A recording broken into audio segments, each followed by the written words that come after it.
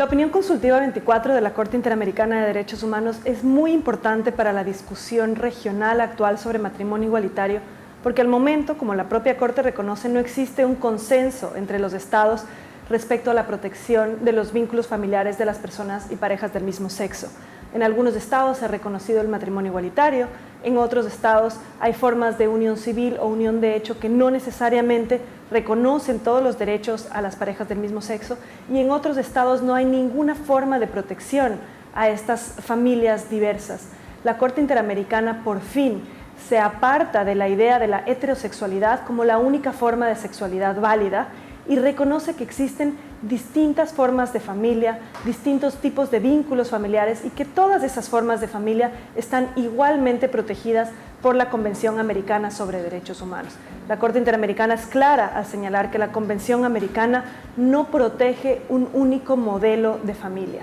¿Y esto qué significa entonces? Significa que, según la Corte, los estados que hoy por hoy no reconozcan el matrimonio igualitario deben adoptar medidas legislativas y medidas institucionales para adecuar su legislación a los estándares de la Convención Americana sobre Derechos Humanos y a la interpretación autorizada que de esta convención ha hecho la Corte Interamericana. Es decir, si un país no tiene ninguna forma de protección de ese vínculo familiar y matrimonial,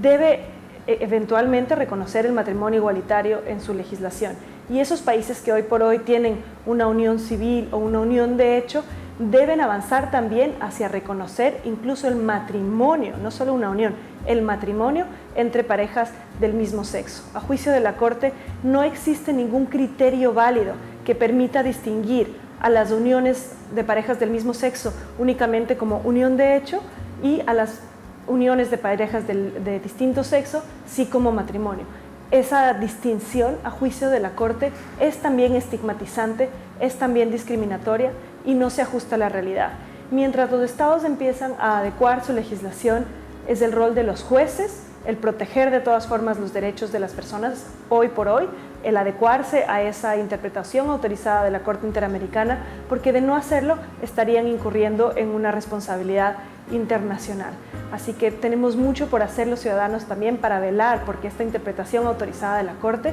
se cumpla en nuestros países a partir de medidas legislativas, medidas judiciales y otras medidas institucionales.